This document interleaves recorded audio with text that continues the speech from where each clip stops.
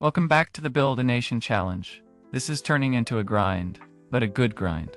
The kind where seasons just fly by. I expect nothing less from our next season in the Faroe Islands. We still have 3 Champions League matches to look forward to, but I'm not expecting more than 3 points. Securing a knockout spot will be tough.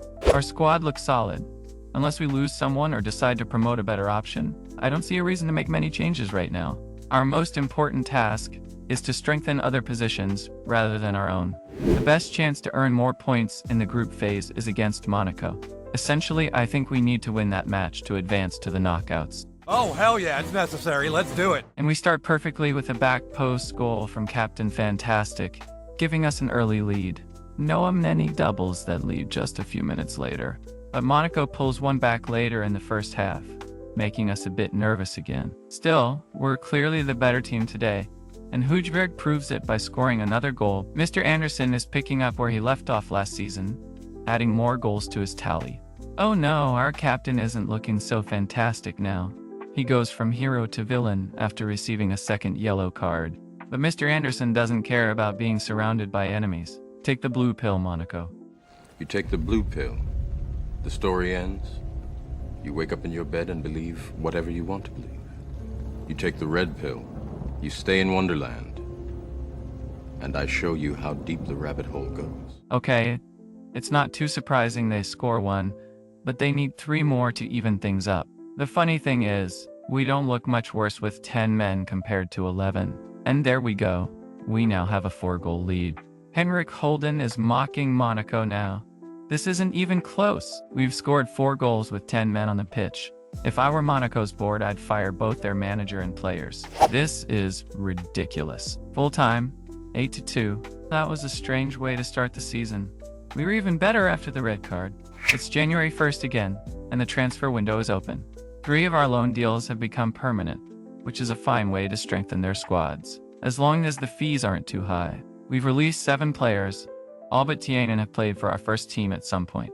The most prominent name to leave is the king himself. Long live the king!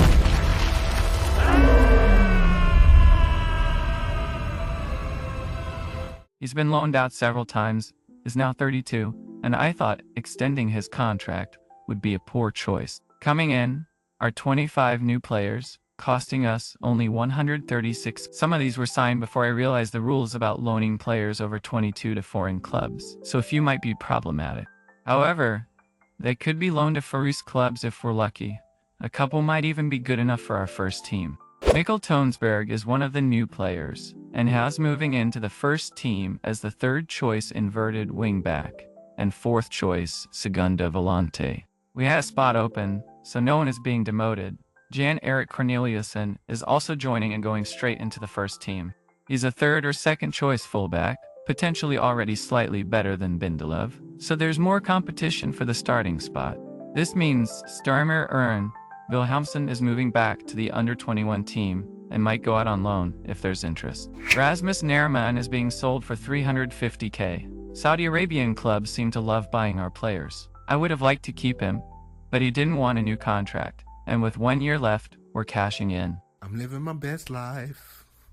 Now I got money for more bananas. Since he covered 2 positions, we need 2 new players. First is H-Con Lindgren, who will be the 3rd choice central midfielder. Also joining is Joran Vesnes, making a comeback to the first team as a winger. He'll likely be the 3rd choice and a backup 5th choice striker if needed. We have 2 big Champions League matches coming up, starting with Chelsea. Welcome to Chelsea Trending. Hi, I'm Marco Correa. Lad, you need a bit of flow, bit of rhythm. Okay, sorry. Hi, I'm Cole Palmer. Hi, Correa here. If we somehow get points in London, I'd be thrilled, but that's unlikely. Second half, Chelsea breaks through our defense and scores. Not surprising. Full time, 1-0 to Chelsea. We didn't get a single highlight, which might be a first. Still, we weren't terrible defensively, and Chelsea is one of the best teams in the Champions League, so it's not too worrying. Next, Tottenham visits us for the final group match. Timo Werner's first day at Spurs. Mate, how did you miss the line? Oh, shucks. Don't worry, mate. This is the start of your redemption arc. We might still make the playoffs, as it will be hard for the teams below us to overtake our goal difference. As expected, we fall behind early. Tottenham's high press and better players are too much for us. Full time, 1-0 to Tottenham. Unlike the Chelsea game, we had some highlights. It was a fairly close match, with one side being slightly better. Did we make the playoffs? Yes. Even with games still to play, we've secured our spot. More Champions League football awaits. Fantastic. Time for the draw. Out of the remaining teams, Lyon or Lazio would have been preferred. No such luck. Bayern Munich it is. Can we do it? Probably not, but we'll give it a go. The first leg at home is crucial if we want any chance. This time we're cheesy cheese. First highlight for us. First shot. And it's deflected. Thank you, Mr. Anderson. Oh, déjà vu. But Bayern equalizes soon after. It's deserved. They score a second early in the second half, this time from a corner. Disgustingly beautiful. Our second highlight and third shot. Tonsberg brings it back to level terms. Ooh, one down. I know somebody who won't be having any... Full time. 2-2. Not bad at all. For some reason, Bayern almost stopped playing the last 10 minutes, letting us take control. Can't complain. For the 6th time in a row, we've won the Super Cup, marking the start of the Faroe Islands season. It was the closest we've come to losing it in a while, with Vikingur looking better than expected. I hope the league will be more competitive this season, with us possibly even losing a game. While 2-2 is a good result in the first leg against Bayern, I think the second leg might end a heavy loss. Otherwise, I'd be extremely surprised. It was only a matter of time. Bayern scores in the 42nd minute, and they score again just 2 minutes later on a counter. Second half, and we're down by 3. That should seal it. Wait, not quite. In the 71st minute, Blyberg keeps us slightly alive with a goal, but we give away a penalty soon after, and that's the end of our campaign. Full time, 6-3 on aggregate to Bayern. Fair result. They're the better team, but we gave it a go and came up short, as expected. A new TV deal worth $2.5 million, a 56% increase from the previous deal, will help the other teams. This is likely due to the rise in reputation for Meisterdeelden, now the 38th best competition in Europe. Bad news. Søren Stenold broke his lower leg and is out for 5 to 8 months. We need to find a replacement. We've promoted Kasper Verhoel, who's been at the club for years, but hasn't had a chance until now. He'll be the third option, as Binyaya and Lindgren seem better. The transfer window is now closed. We have a total of 124 players out on loan. Yes, you heard that right. 124 players are currently on loan.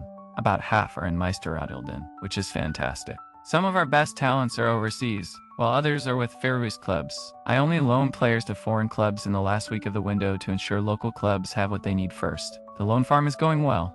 Here's the squad planner after all that. Not many changes this year. Stenold's injury might leave us slightly weaker, but we've added a few new names. Tonsberg looks like he'll be first choice as either an inverted wing-back or segunda volante, and Corneliussen seems to be the second best fullback. Overall, I'm happy with our squad. Great news. Captain Fantastic wants to stay. That's really good. I'd love to see him and our best academy players stay for their entire careers. Half a season later, we're unbeaten and have won all our matches in Faroese competitions. We're top of the table with Klaksvik back in second. The biggest surprise is Vester in fourth, but there's a gap in quality to third place Vikingur. The summer window is open. This time, not many new faces are coming in.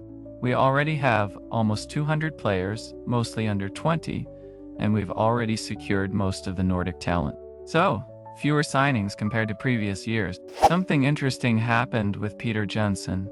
He changed his nationality to Faroese. His contract had a clause that if he played one match for the national team, his wages would increase to 7,000. I never thought he'd play for Denmark, but he ended up earning over double anyone else at the club after joining the Faroese team. He's now wanted by a Saudi Arabian club, so we might sell him to avoid wage issues. Coefficient points have been updated. We earned 7,000 points from the last campaign. Not bad, but not as great as before. We've moved up 2 spots from 26th to 24th. I thought changes to qualifiers would happen at 23rd, but maybe it's dynamic. Our first qualifier is against a team from Wales. Should be an easy win in both legs. Power for men, and A curveball. We've lost Bjorn Rismark to a release clause, and we'll likely lose Peter Jensen too. That's 2 of our 4 defenders we need to replace. Good thing Mathias Olesen has completed his loan in Denmark with coach. He'll step into the first team immediately. He's one of our better youngsters. Full time in the first leg against Cardiff Met.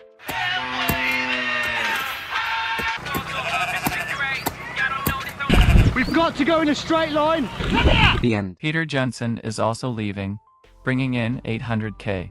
He'll be hard to replace, especially his goals from corners with that 19 jumping reach. Tobias Pavolsen is replacing him. He's not quite on the same level, but he'll do fine. That concludes the summer transfer window. I found 7 more deals for players we brought in and loaned out 6 more to Faroese clubs. Not bad at all. The second leg against Cardiff went almost the same, ending in a 15-0 aggregate win. Easy peasy.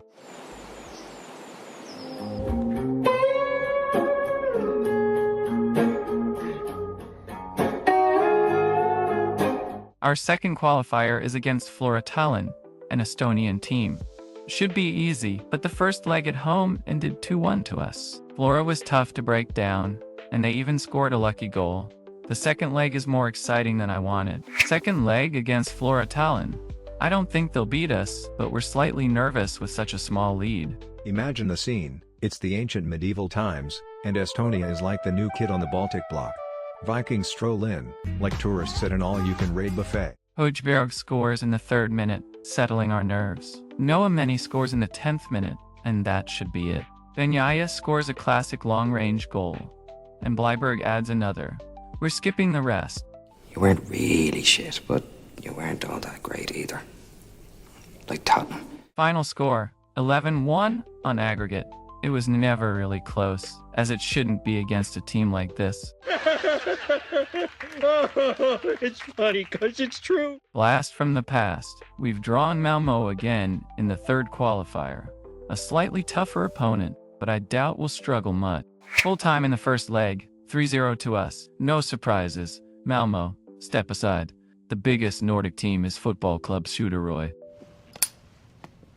Yeah, that's right. The second leg was more of the same. Malmo didn't score, and we won 7-0 on aggregate. Exactly what I hoped for. Nailed it. In the playoff, we'll face Zvezda Beograd. That might be even easier than Malmo. I repeat. I'd be very surprised if this is close. Checking in on our friends in the Conference League. Klaksvíkar and Havnar Boltfelag are already out in the second qualifier. Vikingur made it to the 3rd round, but lost in a penalty shootout, 11 seasons in, and none of our friends have reached the playoffs. I'm in shock. We lost the first leg against Zvezda 1-0. I must have underestimated them. I don't like where this is going. They scored in their first highlight with their first shot. All right, I gotta leave, okay? John, we just started. Come on, man. Listen, there's a lot to see in this life. Not wasting it here. But it was a close match. They even had a penalty to make it 2-0, but Dabelstein saved it. The second leg will be interesting. This could make or break the season. Actually, it would just break it. We need Champions League football, not for the money, but for the coefficient points. We must win this, or the season is a failure. I hate this game. They did it again. First highlight, first shot, and we're down 1-0. Kozlov heads one in at the back post in the 30th minute. The mountain is now a steep hill. Blyberg scores at the back post early in the second leg. We're level, and we should win this, but we don't score again. We're heading to extra time, but we should be favorites. We've hit the woodwork 3 times. In the 113th minute, Blyberg saves the day with a goal. 2 minutes later, Jakobsen makes sure there are no more mistakes. Full time after extra time, 4-2 on aggregate. That was way too close. I didn't like that at all. Thankfully, the boys got it done. The fixtures for the league phase are out. It's a tough group. We need to get points against Anderlecht and AEK to have any chance of reaching the knockout. We've won the league with 5 games left. We're still unbeaten and have won every match. The invincible season is still on. This year, we've signed 4 of our intakes. They might be slightly better than previous years, and I hope 1 or 2 break into the first team in a couple of years. First match in the league phase, a must-win against AEK Athens at home. Jakobsen scores a beauty in the 2nd minute. Henrik Holden scores another beauty 4 minutes later. Athens might be in for a slaughter. Blyberg makes it 4-0. Mathias scores a beautiful goal. We give away a penalty, but Athens hits the post. Even our inverted wingback scores. Mathias scores again. Final score, 7-0. Exactly the kind of win we wanted to start the league phase. Next match, Monaco away. This will be tough. They've already beaten Villarreal, so a draw would be lucky. Henrik Holden scores in the 53rd minute. Noah Mneni scores our second, less than a minute later. Monaco pulls one back, but we hit them on the counter, and Blyberg scores. Full time. 3-1 to us. A very unexpected result in performance. Monaco isn't a bad team, so we're extremely happy with 6 points after 2 matches. Next up, Bayern Munich. I forgot to bring a full bench, but I doubt we'll get points anyway. Fair enough. I'm gonna go ahead and write you a prescription for 2 testicles, and you feel free to get this filled out. Bayern breaks us down in overtime with a penalty. Full time, 1-0 to Bayern. We're happy with only conceding 1 goal from a penalty. Another Faroe Islands season ends with us winning the cup, completing the treble and our 3rd invincible season. Klaksvíkur is 2nd, 9 points behind us, with Vikingur in 3rd. I had decided against throwing the cup. Argeboltfalag, our opponent, is in the 1st division, but will be promoted. I don't see an advantage in letting them play in the Europa League over other top clubs in the Conference League qualifiers. Back to the Champions League. We're traveling to Spain to face Villarreal, who are struggling with only 3 points. A draw would be acceptable. Blyberg puts us ahead in the 18th minute. Villarreal scores in their first highlight with their first shot. You can't make that up. That's really how they designed this.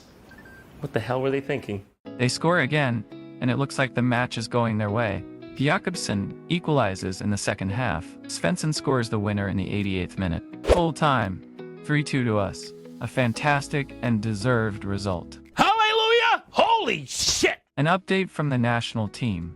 They lost every game in the World Cup qualifiers. Dreadful. Last match of the season. Anderlecht. This should be one of our best chances to get points. Anderlecht scores in their first highlight with their first shot. They score again in the 40th minute. Svensson pulls one back from the penalty spot, but we need one more to draw. It doesn't happen.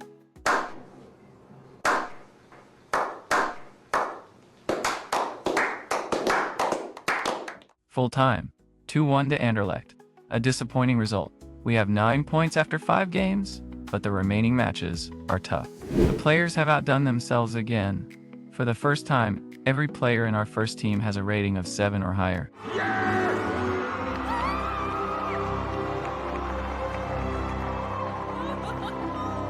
Roy Blyberg tops the list with a 7.98 rating. He's breaking records with 46 goals in 34 matches. It's a joke that he's still listed as an impact sub. He's clearly a key player.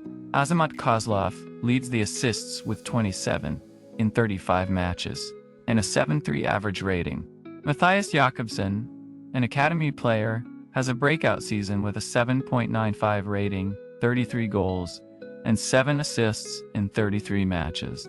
Noah Mneni, our Segunda Volante, is still tearing it up at 30 years old with a 7.57 rating, 19 goals, and 12 assists in 34 matches.